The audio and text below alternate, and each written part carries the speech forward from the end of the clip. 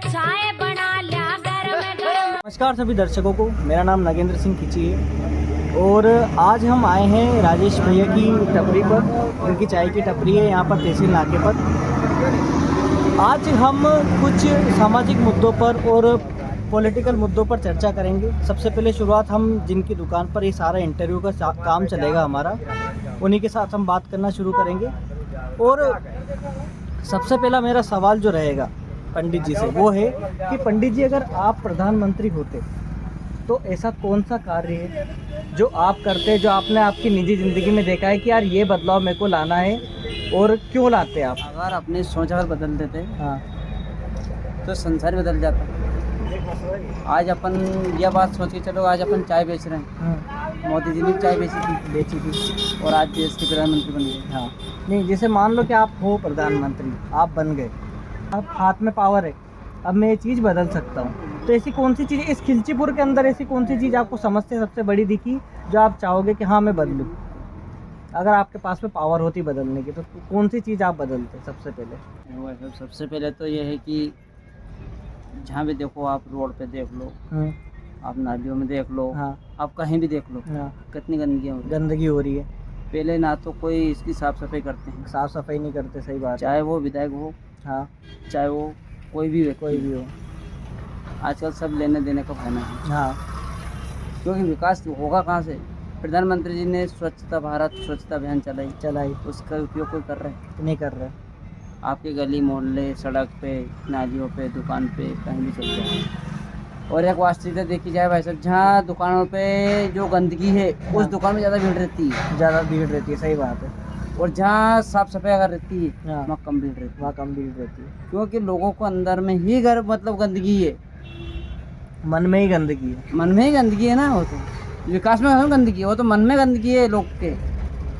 आपके जवाब पे मेरा एक और सवाल है कि जैसे आपने बोला कि गंदगी बहुत है, ठीक है, आप देख रहे हो तो कितनी गंदगी हो रही है। हाँ, तो ये जवाबदारी किसकी है? सबसे पहली जवाबदारी किसकी आएगी इसमें? देखो, पंचायत में चल जाओ या मार्केट में जाओ या तो नगर पालिका की रहती है। हाँ, आपकी राय आप बताना इसमें। मेरा मानना ये है कि जैसे अगर कहीं पे गंदगी है, अगर वहाँ सरकार ने डस्टबिन लगा रखा है, फिर भी अगर मैं कचरा साइड में डालूंगा तो गलती मेरी होती है। तो आपके हिसाब से इसका क्या समाधान हो सकता है? ऐसा है कि इसका जो डस्टबिन रहता है उसको अलग रख दो आप, और उसमें जाके अपना जो गलत थूक रहे हैं, अपन पन्नी फेंक रहे हैं, दारू शराब की क्वार्टर फेंक रहे हैं, हाँ, उसमें डाल दो खड़ी जाके, हाँ, ताकि लोगों को भी दिक्कत नहीं आए नहीं यार, और अपन को परेशानी नहीं हो। परेशानी नहीं हो। क्या वो बड़े लोग कहते हैं कि बेटा कैसी बेटी हो, हाँ, कोई नहीं कहे वोट, हाँ, और बात ऐसी करियो कोई नहीं कहे चुप। चुप। हाँ, बिल्कुल बिल्कुल बिल्कुल, बहुत सही बात बोली आपने। तो ऐसा काम करो अपन, ताकि कोई नहीं कह सकता है कि यार तुम गलत कर रहे हो। हाँ, ये तो है, अपने तरफ से सही रखो। अपने तरफ से ही करो, कोई अपन गलत है, हाँ, ये मान लो आप सभी गलत है। सभी गलत। राजेश भैया का ये कहना है कि जिम्मेदारी हम दोनों की है, कचरा फैलाने वालों की भी और कचरा प्रबंधन वालों की भी। तो हमें दोनों तरफ से सहयोग करना पड़ेगा, प्रबंधन को भी आप अपनी तरफ से पूरा सहयोग करना पड़ेगा। और आपको क्या लगता है कि जितनी भी हमारी ये बड़ी बड़ी जगह, जैसे तहसील चौराहा है खिलचीपुर का, भोजपुर नाका है, इमली स्टैंड है, जितने भी जहाँ भीड़ होती है, क्या ऐसी जगहों पर डस्टबिन लगना सबसे अनिवार्य है? भाई साहब, जिसके पहले एक तो आपको बाथरूम घर भी जरूरी है। बाथरूम घर भी ज़रूरी है, ये बहुत अच्छा पॉइंट उठाया।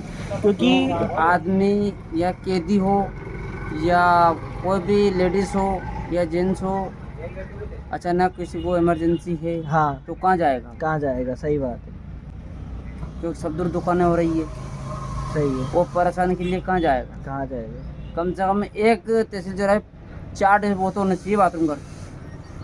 सही बात है, तहसील चौराहे पर कोर्ट है, पास में कोर्ट है, पुलिस स्टेशन तहसील आ है, गया, मंदिर आ गया है, बहुत सारी मतलब पब्लिक प्लेस हाँ, थाना आ गया। बनी हुई है।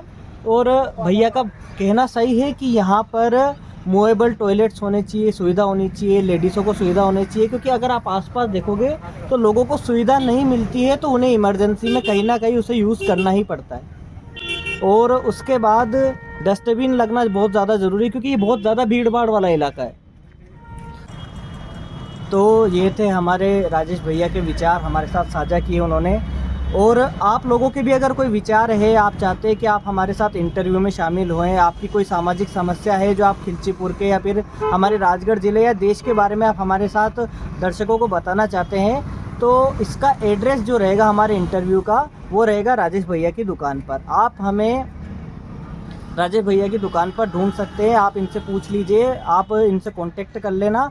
आपको जब भी इंटरव्यू देना हो आप मुझे या फिर राजेश भैया को बता सकते हैं, इंटरव्यू की प्लेस यही रहेगी। आपने हमारे इंटरव्यू में शामिल हुए सबसे पहले इंटरव्यू में, पहले एपिसोड में। तो ये जो हमारा पहला एपिसोड है चाय पर चर्चा, उसका पहला एपिसोड हम यहाँ पर ही बंद करते हैं। और आप सभी को धन्यवाद वीडियो देखने के लिए। लाइक करें, कमेंट करें, शेयर करें इस चैनल को और सब्सक्राइब भी करें। Okay bye.